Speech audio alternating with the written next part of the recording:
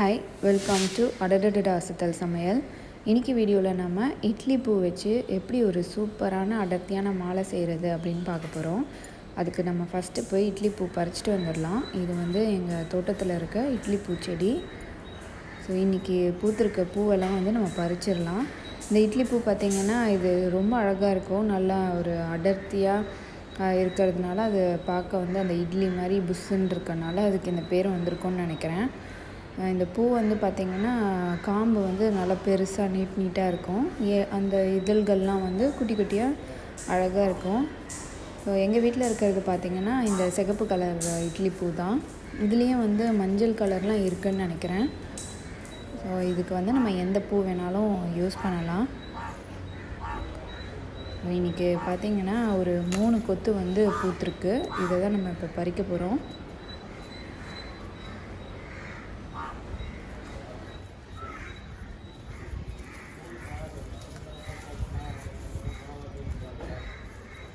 இந்த பூக்கு இன்னொரு பேர் பார்த்திங்கன்னா இதை வந்து வெச்சி பூ அப்படின்னும் சொல்கிறாங்க.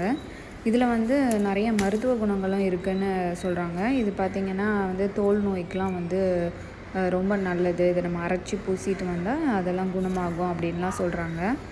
இதோட இலையை பார்த்திங்கன்னா பார்க்குறதுக்கு நம்மளுக்கு வந்து கொஞ்சம் கொய்யா இலை மாதிரியே இருக்கும்.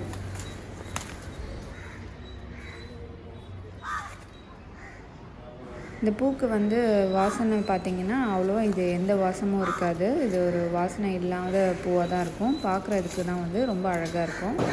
இப்போ இந்த பூவை வச்சு நம்ம ஒரு சூப்பரான மாலை வந்து கட்ட ஆரம்பிச்சிடலாம்.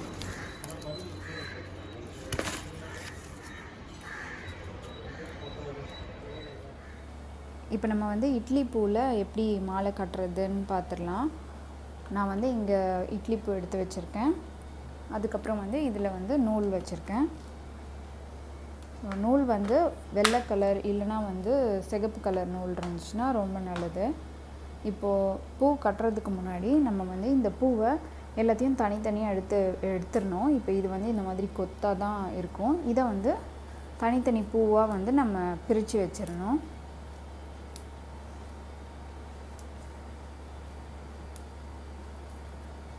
இந்த மாதிரி எல்லா பூவையும் வந்து நம்ம தனித்தனியாக பிரித்து வச்சிடலாம். இப்போ நான் வந்து எல்லா பூவையும் வந்து இந்த மாதிரி தனித்தனியாக எடுத்து வச்சிட்டேன். இப்போ நம்ம எப்படி கட்டுறதுன்னு பார்த்துடலாம். இப்போது இதை நம்ம கட்டுறதுக்கு வந்து நான் வந்து இன்றைக்கி வெள்ளை கலர் நூல் எடுத்துக்கிறேன். இப்போ இந்த நூல்லையும் வந்து ஊசியை நம்ம கோர்த்து எடுத்துக்கலாம்.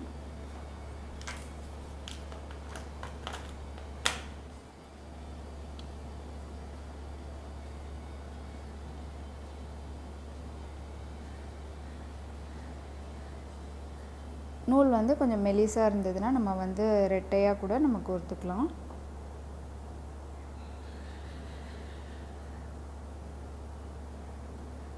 நான் வந்து ரெட்டையாக வந்து கோர்த்துக்கிறேன்.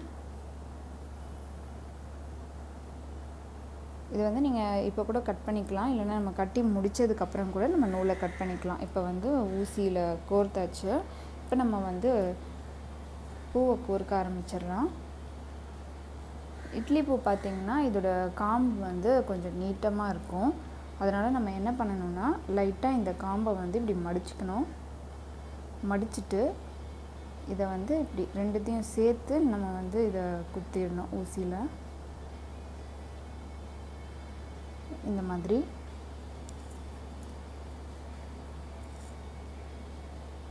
இதை வந்து ரெண்டாக மடிச்சுக்கணும். இந்த மாதிரி மடக்கிட்டு அதுக்கப்புறம் ஊசியில் வந்து நம்ம குத்தணும். ரெண்டு காம்பையும் சேர்த்து.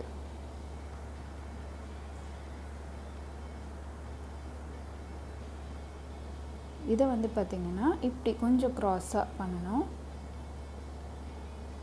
இந்த மாதிரி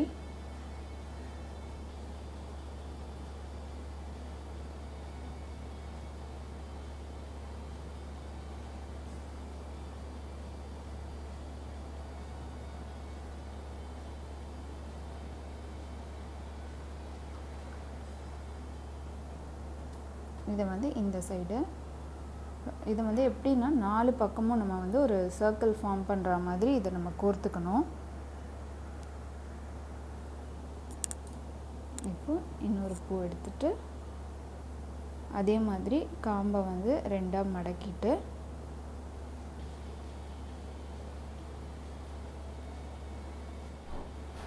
குத்திடணும். குத்திட்டு இதை வந்து அடியில் இழுத்துக்கணும்.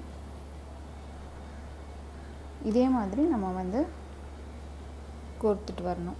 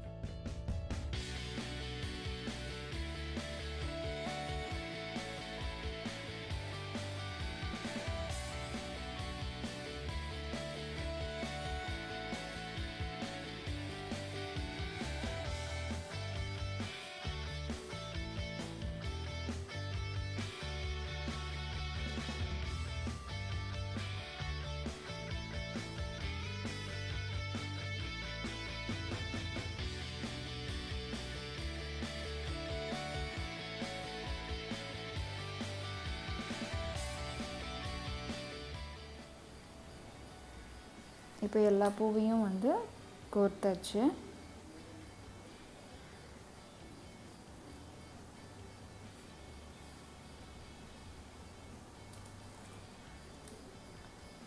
பாருங்கள், நல்லா அடர்த்தியாக அழகாக இருக்கும்.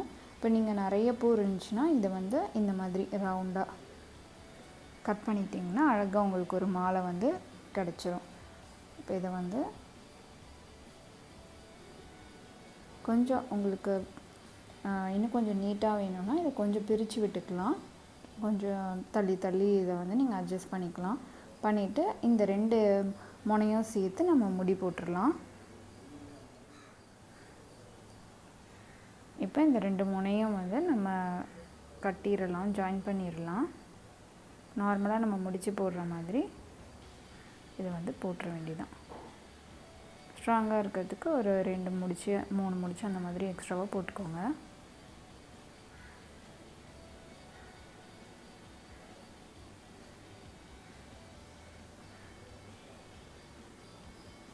இப்போ இந்த எக்ஸ்ட்ரா நூலை வந்து நம்ம கட் பண்ணி எடுத்துட்டோம்னா நம்மளுக்கு ஒரு அழகான சூப்பரான ஒரு மாலை வந்து ரெடி ஆயிடுச்சு.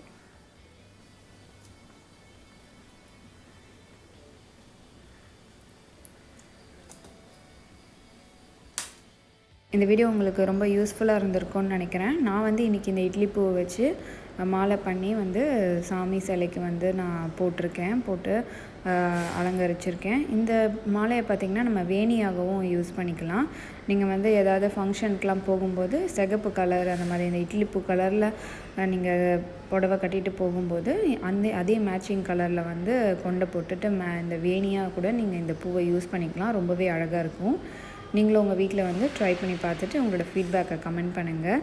இந்த வீடியோ உங்களுக்கு பிடிச்சிருந்ததுன்னா அடடட அசத்தல் சமையலுக்கு சப்ஸ்கிரைப் பண்ணுங்கள், லைக் பண்ணுங்கள், ஷேர் பண்ணுங்கள். நன்றி.